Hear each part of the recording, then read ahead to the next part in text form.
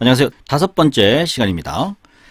보니까 제가 뭐 맨날 말씀드리는 건데 이 5문제 중에 한 문제가 이렇게 어렵고 나머지 4문제는 상식적인 문제가 많아요. 6번 문제. 얘는 이제 중2니까 그렇게 어렵지 않을 것 같은데요. 수련 면허증에 발급에 관한 사항으로 옳은 것은 면허시험을 보고 그죠? 그 다음에 합격을 해야 주겠죠? 1번 수련 면허증을 발급받은 후 1년 안에 수련 면허시험에 합격해야 한다. 면허증을 발급받고 면허시험에 합격하는 무슨 말이 안 되죠. 면허시험에 합격을 해야 면허증이 나오지. 이거 말도 안 되는 소리 하고 있네. 2번 수련 면허의 효력은 수련 면허증을 본인에게 발급한 때부터 발생한다. 본인에게 발급해야죠. 그죠? 타인에게 발급은 그래 좀 문제가 좀 있을 것 같은데요. 뭐 당연한 말 같습니다. 뭐 미임장 쓰고 그러면 뭐 타인에게도 되나? 뭐 일단은 세모 느낌인데 뭐 거의 동그라미 가까운 세모네요. 3번 수련 면허증은 대리인에게 대여가 가능. 대여 이건 말도 안 되는 소리다. 그죠? 대여가 가능하다?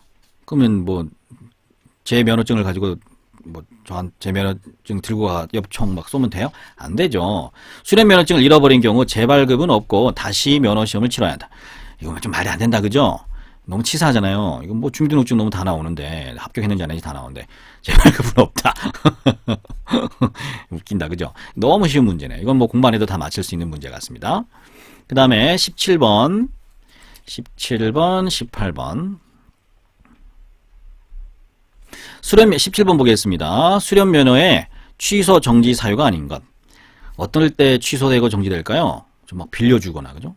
사람들한테 위협하거나, 뭐, 사고를 치거나, 이러지 않을까요?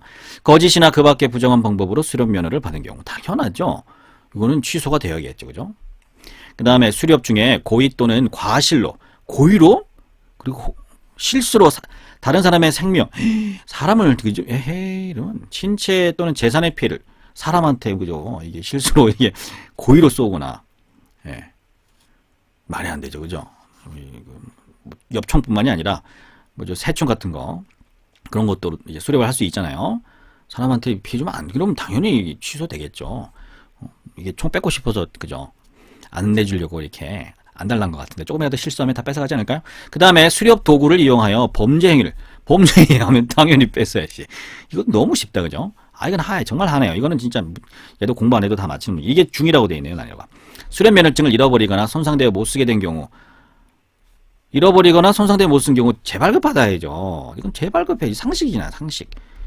너무한다. 이렇게 했다고 면허를 취소하면, 에이, 이건 진짜 이건 너무 치사한 경우니까. 너무 쉽다, 그죠? 그 다음에 8번, 다음 중 수련 면허의 취소 정지 사유로 옳은 것은, 뭐야, 위의 문제랑 같은 건데, 얘는 아닌 것이고, 얘는 옳은 것. 멸종위기 야생동물을 포획한 경우, 나쁜 사람이다, 그죠? 이러면 안 됩니다. 멸종위기의 야생동물은 포획하면 안 됩니다. 예, 멸종한다는데, 당연한 말이죠. 말에 답이 있네요. 멸종이 위기인데 지금 잡으면 안 되죠. 그죠? 뭐 근데 또 예외가 있겠죠. 뭐 학술적인 목적, 죽이는 경우가 아니라 포획해서 다시 뭐 낳아주려고 잡는 거니까. 아니면은 뭐예요? 다쳐서 이제 병을 고치. 그런 거는 예외고 여기서는 그런 거 말고 그냥 고의로 포획한 경우입니다. 2번 수련 면허 시험을 통해서 수련 면허증을 발급받은 경우 수련 면허를 통해서 수련 면허 발급받았는데 취소하면 되겠습니까? 예, 이건 사유로 옳지 않습니다. 3번 수련 면허가 취소되어서 1년이 지난 후에 수련 면허를 통과한 경우. 통과했으면 줘야지. 그지? 면허 시험을 통과했으면 줘야죠. 이걸로 또 면허를 취소한다고요? 이상한 말을 이상하게 했어요. 이것도 정말 쉬운 문제네요. 난이도 하입니다. 8번이 난이도 하 맞네요. 수련 면허증을 재발급 받았는데 뭐 또 갑자기 정지하고 취소하면 되겠습니까?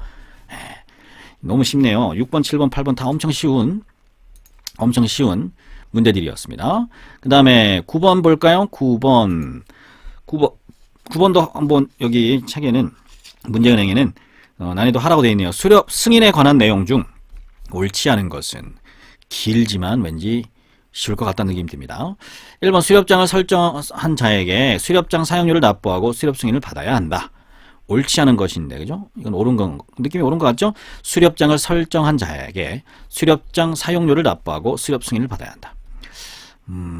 어떤 설정한 사람이 어떤 사람인지 잘 모르겠지만, 뭐 좀 어휘 선택이 조금 특이한데, 왠지 좀 어설픈 어휘 선택인데, 아무튼, 옳지 않아 보이진 않습니다. 일단 뭐 세모해보고. 2번, 수렵 승인을 받아 수렵한 사람은 수렵한 동물의, 수렵 동물임을 확인할 수 있는 표지를 부착해야 한다.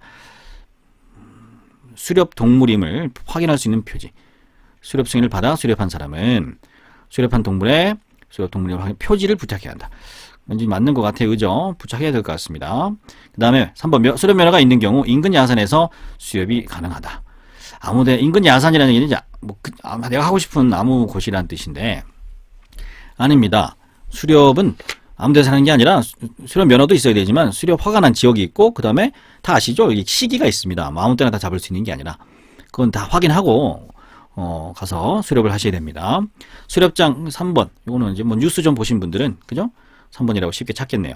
이게 하라고 되어 있는데 약간 중하? 네, 중하 느낌이네요. 4번 수렵장 설정자는 환경부령으로 정하는 바에 따라 수렵장 운영 실적을 환경부 장관에게 보고하여야 한다. 수렵장을 설정한 사람은 환경부령으로 정한 바에 따라 환경부 법에 따라 그죠? 수렵장 운영 실적을 환경부 장관에 보고해야 된다. 그냥 운영만 하는 게 아니라 주기적으로 환경부 장관한테 이렇게 보고 환경부에다가 이렇게 보고하는 뭐 하는 게 있나 봐요. 그죠? 뭐 맞는 말 같죠. 그죠? 3번이 좀 말이 좀 약간 띠난 그죠? 뭐 엽총 들고 막 면허증 있다고 마음대로 가서 막 하면 안 돼요. 그죠? 큰일 납니다. 바로 경찰서 잡혀갑니다. 불법 그게 불법이에요. 불법. 그 다음에 10번이 상이라고 되어 있는데 얼마나 어려운지 봅시다. 10번 수렵장의 위탁 관리 내용 중 수렵하는 장소죠.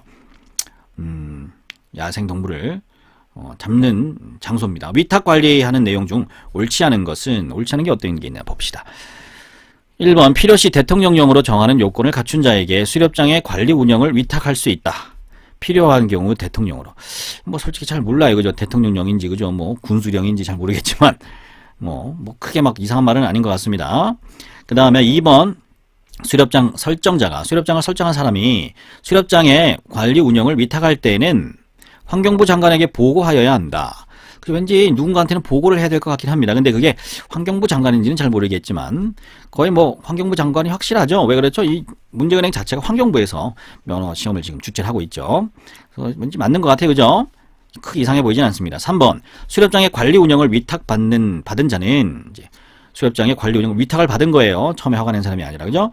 지역 주민 등이 쉽게 알 수 있도록 안내판을 설치하는 등 필요한 조치를 취해야 된다. 당연한 것 같죠? 왜냐하면 이제 엽총 쏘고 막 할 거니까 위험하잖아요. 안내판 설치는 당연해 보입니다. 그 다음에 4번 수렵장을 위탁 관리 운영하는 사람은 수렵장 운영 실적을 환경부 장관에 직접 보고 애매하다 그죠? 이건 상 맞네요. 이런 문제는 저 같은 경우에 지금 문제 표시할 건데 여기 상이라고 표시합니다. 얘기가 해놓으면 이제 시험장 가서 전날 요것만 보면 그죠? 직접 보고가 아닌가 봐요. 그죠? 직접 보고하는 게 아닌가 봐요. 위탁 관리한 사람이 보고하는 게 아니라 그죠? 수렵장 관리 원래 허가받은 사람이 보고하는 거 그게 맞는 것 같네요. 막 그렇게까지 뭐 전혀 감을 못 잡을 문제는 아니고 이게 상에서 중 사이 정도인 것 같습니다. 이런 문제는 시험 전날 그리고 시험 당일 아침에 한번 보고하면 쉬울 것 같네요. 그죠? 문제를 잘 풀 수 있을 것 같아요. 문제가 똑같이 나옵니다. 문제은행이라는 얘기는 똑같이 나온다는 얘기예요. 그렇다고 답만 외우는 게 아니라 이렇게 4번 정도 이렇게 직접 하는 게 아니구나 이렇게 생각하면서 외우면 약간 응용된 문제도 저는 이제 이 문제은행에 나오는 모든 문제를 다 풀고 시험장에 가지 않을 겁니다. 지금 보시면 갑자기 지금 페이지가 이게 42페이지예요. 이게 4과목에 각 챕터가 있는데 거기에 지금 한 15문제씩만 지금 보고 있습니다. 앞부분에. 그리고 또 시간이 되면 다시 또 그 15문제 이후에 거 또 15문제를 또 볼 거고요. 그래서 모든 과목을 다 한 번씩은 봐야 될 것 같아서 그런 식으로 진행을 하는 건데 문제를 풀어보니까 아시겠지만 상식에 벗어나는 상식적인 문제가 한 몇 프로예요. 65문제 10문제 중에 4문제 중에 5문제 중에 4문제면 80%죠. 80점. 80점이면 뭐 평균 80이면 60점이면 통과하잖아요. 아무튼 그렇게 어려운 문제는 아닌 것 같습니다.